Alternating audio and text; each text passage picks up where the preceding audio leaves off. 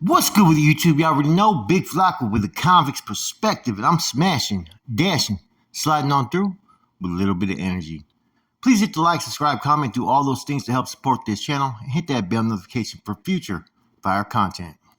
As you can tell by the title and thumbnail, in Fci-Florence, Surenos recognize NF member Happy from a Gangland episode. Okay, so let's take it back, right? About a few years before this in Sheridan, we already know Skip landed over there and there ended up being some type of altercation. First, there was a discussion, hey, you North Daniels can stay here, but Skip's got to go. From there, they handled their business, right? And from there, a mandate was put out there that there was to engage everywhere with the opposition. They were not to walk the yard with any Cali AB, Cali MA, or Surenos. You see, for years, the federal prison system had very few NF members and very few North Daniels in the system, right? A lot of them used to play the Cali card, right? Or the Surenos would let the North Daniels only be on these yards with a certain amount. If they got over this amount in numbers, they would rush them. Things changed when Operation Black Widow hit and all these individuals hit the feds, skipping the first one. Now, individuals like Bird, Happy, and all of them came later, right? Now, the thing about the Federal Bureau of Prisons, right, was this. They had yet to identify the Nuestra Familia as a prison gang. Therefore, when these guys hit the feds, right, and these are some fucking sharp, dangerous individuals, they hit regular USPs and regular FCIs at that time. They were put out there amongst general population. And neither any of these low-entry MA members or surveillance were ready for what these individuals brought to the table. So, as you already knew, it started to heat up in different locations at that time. Not everybody had followed suit, but most prisoners knew what was going on, that there was tension between North Daniels and Surenos. So next thing you know, on a rec day where they're all in the rec room watching TV, right? Happy's there on his second day. They're watching Gangland, Nuestra Familia, right? Guess whose picture comes up on the screen? Happy's. You watch a day room of Surenos who are watching a television show about North Daniels, right? And they talk about one of their NF leaders being, Happy Cervantes, and he's there at their facility. So they all turned and they looked to Happy. They looked back to the screen, and then they all turned back and they looked to Happy. So the next morning, the Surenos were seen digging up their pieces and getting packages ready, like they were ready to get off, right? But the North Daniels had already put a rules of engagement attack planned, right? They had a point of attack, which they had a location for a certain building where they had all the key targets they felt, right? And what they did was, instead of homeboys coming out grouping, making it noticeable to the opposition, to staff and whatnot, they were in pairs and they were kind of spread out. And they waited for the moment for one building to open up, and then everybody started to head towards that building, right? And that's where it kicked off. Happy, my boy Slim from my town, Milpitas, right? I think they were the ones that were on the forefront, because I heard from a lot of people that my homeboy Slim put it down and cut some people up. And these Surenos were not ready for what happened that morning. They got caught slipping. They thought the North Daniels were being laxed on the yard, and they were going to wait to do it later. Get all their ordeals in order. But instead, the North Daniels decided to attack. And I guess there was a couple people who were airlifted out of there. And there's a rumor, not confirmed, that maybe an alleged MA member got hit in the process. Nobody died, but some people got cut up.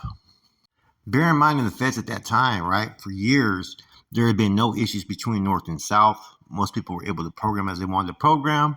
A lot of dudes were getting high, and they weren't prepared.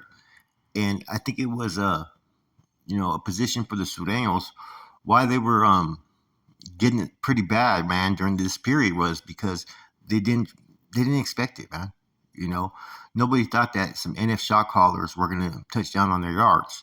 And that's exactly what happened in all the Bureau of Prisons in the feds.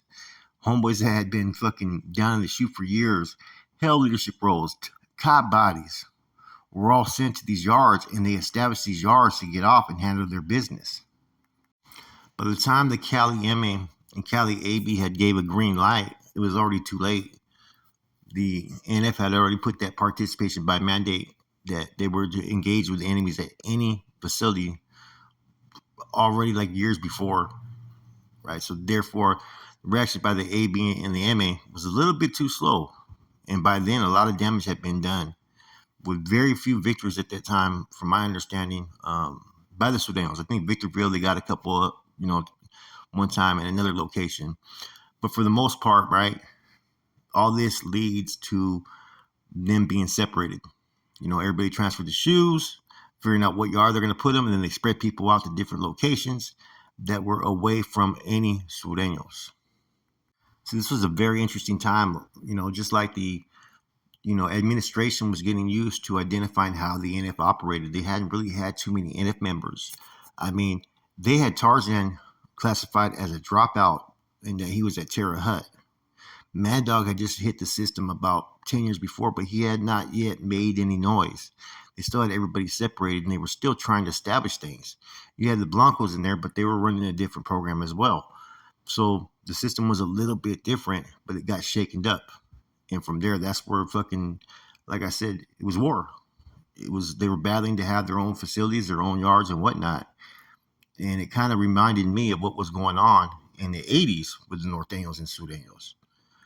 And Skip even said that what he experienced when he hit the feds was symbolic to what he experienced when he hit San Quentin DVI from CYA. The same type of dictatorship and same type of attempts that were made and having to fight to get what they had coming was exactly what happened in the feds. And I think that's why at times when you see him do a TikTok post, it's because look what he's been through. He's been on those yards where they tried to put dictates on homeboys back in the 80s. He's been on the yards in the feds where at that time period, they were trying to pretty much control what the homies could and couldn't do. They could be on the yards, but they couldn't be deeper than 20. And basically, they pretty much had to fall in line with whatever the enemy propaganda that was being put out. And a lot of people did fall in file because it was just easy to do time. But it wasn't doing the time it wasn't doing time in the ways things are supposed to be. That's what it came down to.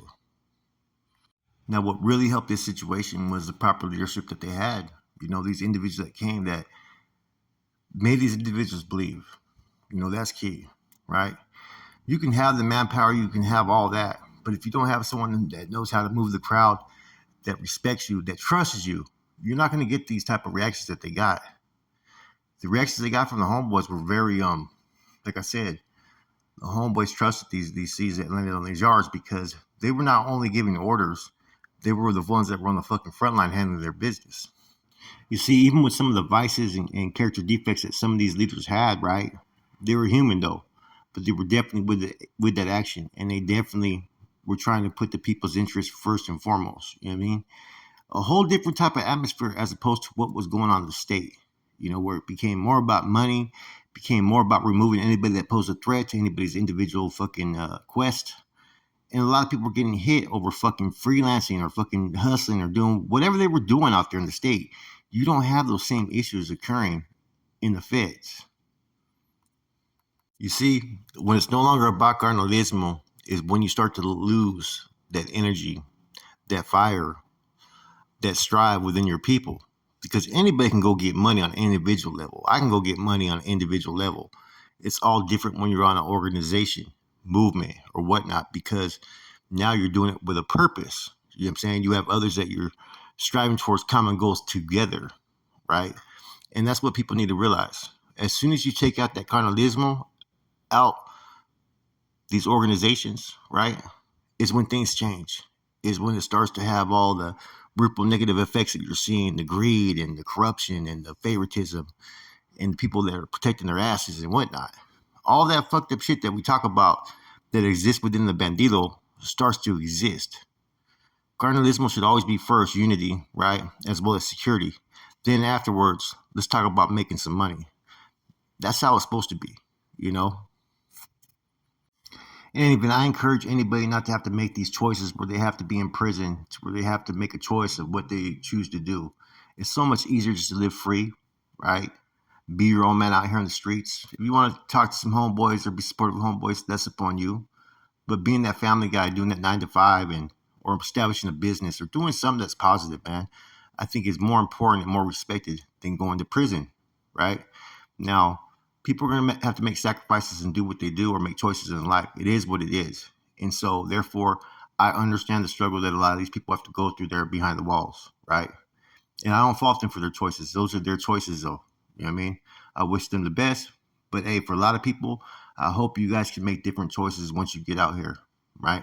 Make that right choice. With that said, it's your boy Flacco, ACP. I'm gone.